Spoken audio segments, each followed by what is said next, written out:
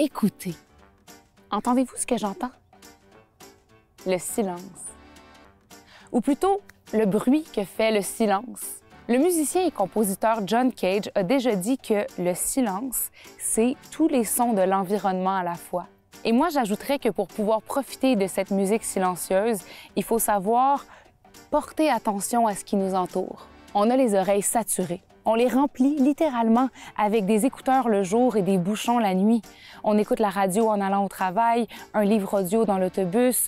On profite de notre pause du midi pour faire un appel téléphonique. Mais peut-être que si on laissait le vide s'emparer un peu de nous, on arriverait à prêter une oreille bienveillante ou deux à nos proches et à entendre toutes les mélodies les plus discrètes de la vie. Bon, je sais que c'est super fleur bleue, mais que voulez-vous? Quand il y a trop de béton autour de nous, il faut compenser en plantant des fleurs bleues. Finalement, qu'on écoute la voix de la raison ou qu'on écoute aux portes, qu'on écoute que d'une seule oreille ou qu'on s'écoute parler, l'important restera toujours d'écouter son cœur et sa petite voix intérieure qui nous dit « Vas-y, t'es capable ». Aujourd'hui, je vous invite à tendre l'oreille et à écouter quelques-uns des 1001 visages de ma communauté.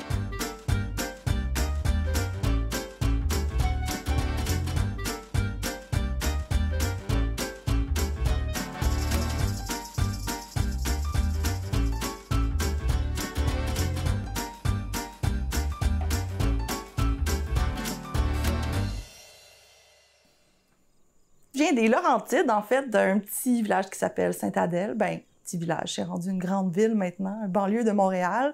Puis là, je suis installée dans un magnifique petit village qui s'appelle Saint-Donat de Rimouski. J'avoue que j'ai une grand-mère qui est native de Saint-Anaclet, fait que là, il y avait quand même... j'ai été bercée par des histoires du bas du fleuve, là. Puis après, j'ai été charmée par la communauté aussi, par la place qu'on peut y avoir, la place en termes d'espace, mais aussi, vu qu'il y a moins de gens, ben on a plus de place pour une singularité même, tu sais. Depuis que je suis toute petite, je le sais que j'ai envie de faire de la scène puis que j'ai envie de chanter dans la vie. Ça s'est décidé assez vite, je dirais, là. Moi, c'est Cilia Temens. Je suis artiste, musicienne, artiste littéraire et travailleuse culturelle aussi dans la belle région du Bas-Saint-Laurent.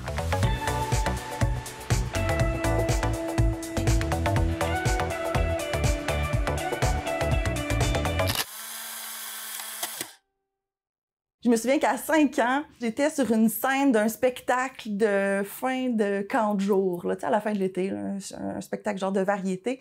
Et là, moi, vêtue d'une belle petite robe rose, chanter très fort, en fait, « Bye bye mon cowboy » de Mitsu, tu sais.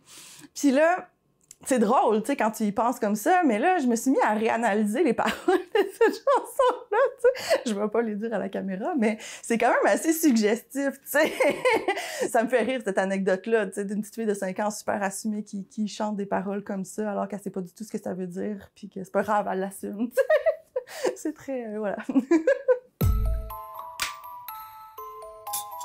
Moi, j'ai comme 2 chapeaux. Je fais des spectacles pour les enfants, mais je fais des spectacles pour le grand public aussi. Puis j'allie toujours musique et littérature là, dans mes spectacles. Fait que c'est ça, le conte ou des récits ou la poésie, là, c'est toujours mêlé là, avec la musique.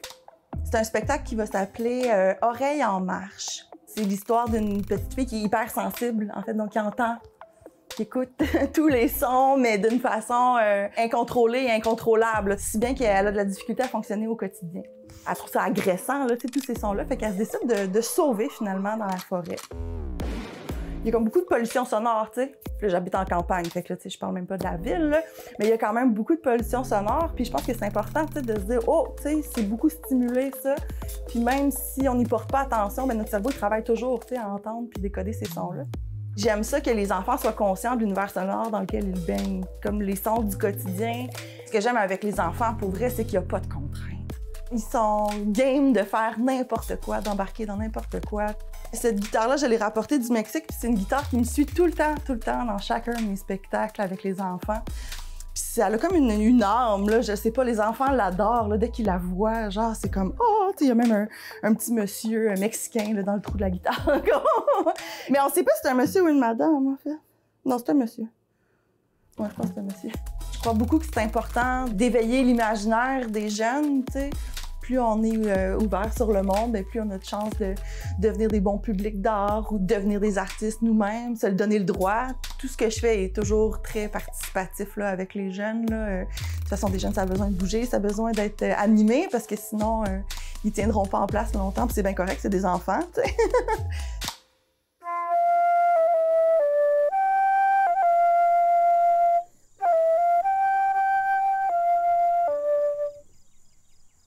Moi, je les écoute beaucoup aussi en échange, puis j'aime ça qu'eux apprennent à s'écouter aussi, soit à manipuler des instruments, comme j'ai un spectacle qui s'appelle Promenade, où là, ils peuvent fabriquer des instruments de musique avec des matériaux recyclés avant que je vienne faire le spectacle. Fait que là, j'arrive à leur école, puis là, ils sont tous fiers, tout contents de me montrer, tu sais, ce qu'ils ont fabriqué, puis là, ils l'utilisent pendant le spectacle, fait que c'est super intéressant comme ça aussi. Écoutez, là, on fait pas ça souvent, je pense. Il y a l'écoute de soi, l'écoute des autres, l'écoute du monde. C'est drôle, hein? J'avais un prof de musique quand j'étais jeune qui me disait « Jouer de la musique, c'est 90% d'écoute puis 10% d'action. » Et je me disais, dans la vie, ça pourrait être ça, tu sais. 90% d'écoute puis 10% d'action, tu sais. Puis peut-être que nos actions seraient beaucoup plus réfléchies à ce moment-là.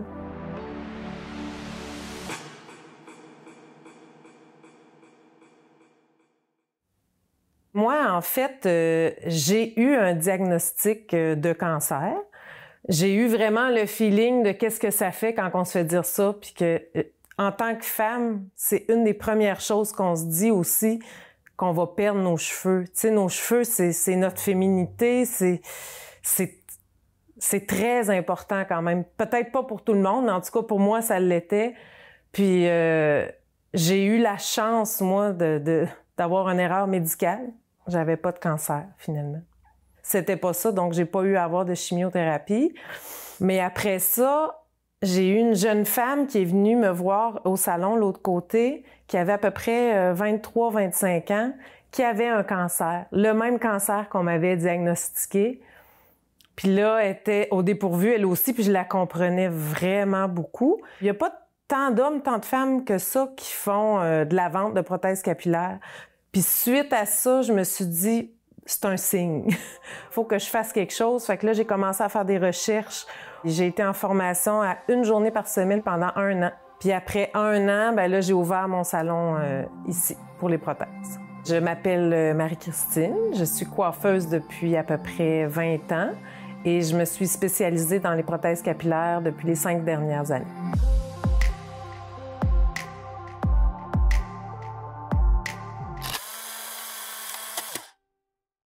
On m'a quand même dit que j'avais un cancer, que j'allais avoir des traitements de chimiothérapie. J'ai été opérée, puis suite à tout ça, finalement, c'était rien. Mais j'ai quand même tout vécu, l'attente de résultats, l'annonce, là, tu sais, la fameuse annonce qui annonce aux gens qui ont le cancer que les chaises renversent vers l'arrière, là. C'est vraiment ça. C'est vraiment l'impression qu'on a. On dirait que moi, j'ai comme l'impression que mon corps s'était vidé de sang puis que j'étais plus là du tout, là. C'est quelque chose. Puis c'est pour ça que ça me fait plaisir d'aider les gens qui vivent ça parce que je les comprends beaucoup plus qu'ils pensent. Au début, les gens m'appellent souvent avant de commencer leur chimiothérapie pour qu'ils viennent me montrer leurs cheveux, à quoi ils ressemblent, pour qu'on essaie de trouver quelque chose qui leur ressemble le plus possible. Je les rassure aussi. Parce que quand ils rentrent ici, c'est quand même impressionnant rentrer dans le salon. Ils savent pas à quoi s'attendre. Il y a plein de prothèses capillaires. C'est vraiment angoissant. Puis souvent, quand ils repartent, je suis très contente parce qu'ils sont rassurés. Puis là, ils ont une solution à au moins un de leurs problèmes.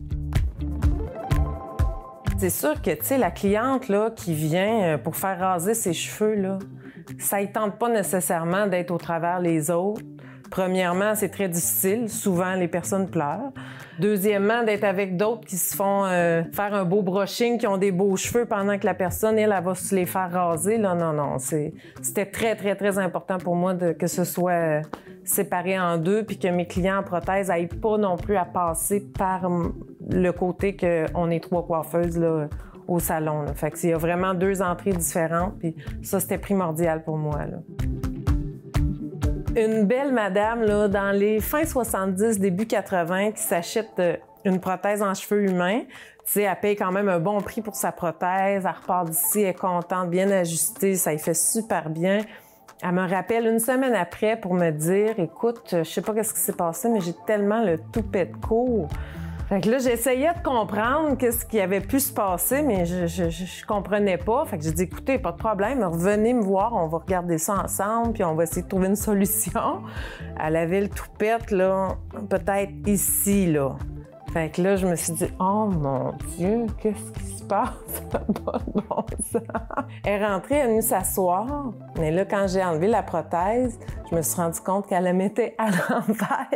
Donc, elle avait la nuque dans le toupet, puis le toupet dans la nuque. Fait que ça, on a bien ri, là. Finalement, elle est repartie, puis tout était parfait. On a toujours un petit moment qu'on est seul à seul avec une cliente, puis il y en a qui cherchent ça, en fait, là. Moi, j'ai des clientes, là, que, exemple, le mardi matin, je suis tout seul au salon, ben ils viennent le mardi matin pour être tranquilles, pour pouvoir jaser, pour pouvoir se confier. J'ai beaucoup de clientes que j'ai eues en prothèse, que je connaissais pas auparavant, qui viennent avec moi après, tu sais, quand leurs cheveux repoussent, puis ça me fait toujours vraiment plaisir, ça, de refaire la première coupe ou de refaire la première couleur, tu sais. J'en entends plein d'histoires. Les gens se confient vraiment beaucoup, plus qu'on pense. On n'est pas juste des coiffeurs, on est vraiment... on fait vraiment souvent de la relation d'aide avec nos clients, en fait, là. La coiffeuse apporte du réconfort puis du support. Souvent, il se développe quelque chose, là, puis c'est le fun, ça, c'est beau.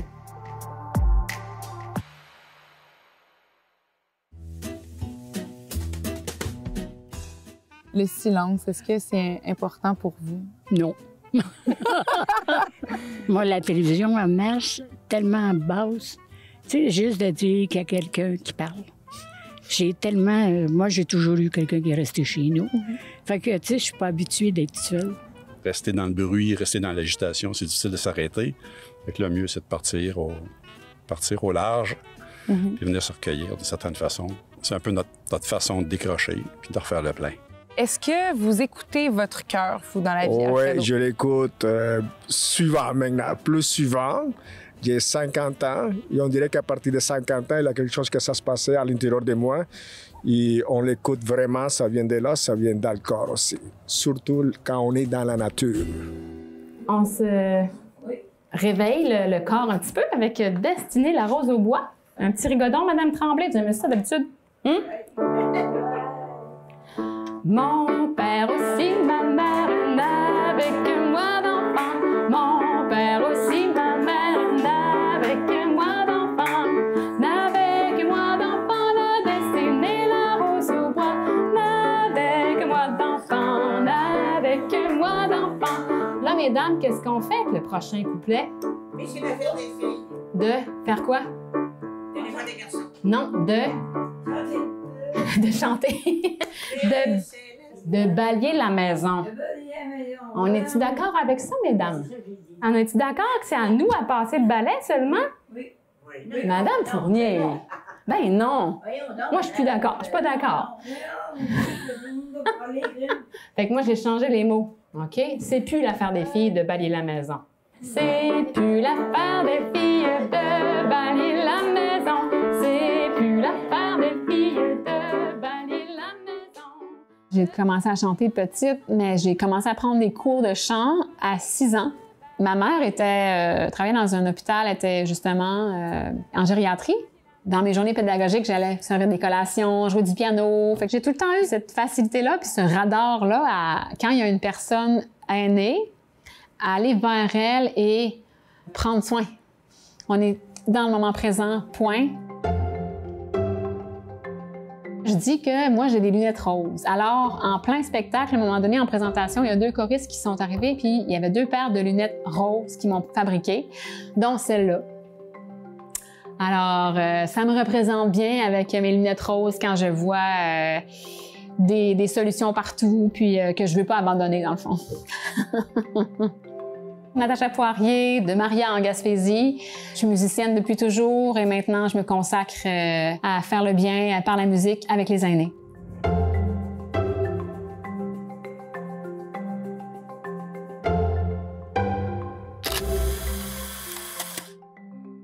Ici, bien, dans le fond, je suis au CHSLD de Rimouski, au foyer.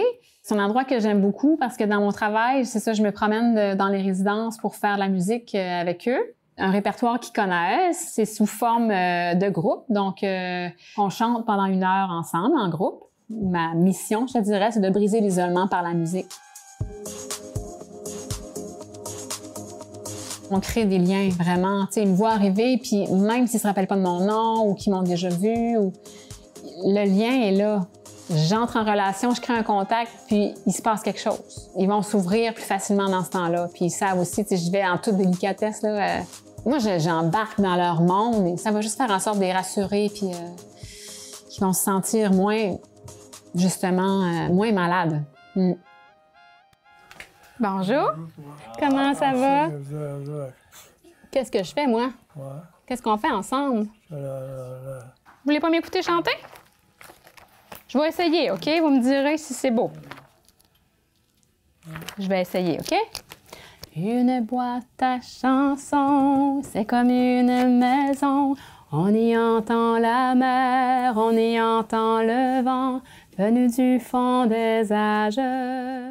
Le volet que j'aime beaucoup aussi qu'on a développé, c'est le volet individuel. Donc, des gens qui ne viendront pas à l'activité de groupe, donc d'aller rejoindre vraiment plus large, un bassin plus large, puis en même temps d'aller prendre du temps avec eux pour les écouter, pour jaser, pour se rappeler des souvenirs. Là, je leur propose une chanson. Des fois, ils ont des demandes spéciales, ils chantent avec moi. Des fois, ça va se passer juste dans le regard. Fait que c'est vraiment des beaux moments très précieux, et pour eux et pour moi. Toutes les couleurs de nos chansons. Bon, OK. Madame Lepage, quand je fais ça avec mon bras, vous le faites en même temps que moi. OK? Bon, on va essayer. Ben oui. On y va, on donne un coup? Oui? Oui, plus fort, Madame Tremblay. Plus de poignets. Un coup fort? Prêt. Vous êtes ensemble ici. Madame Fournier? Vous avez nom que les amours devraient connaître.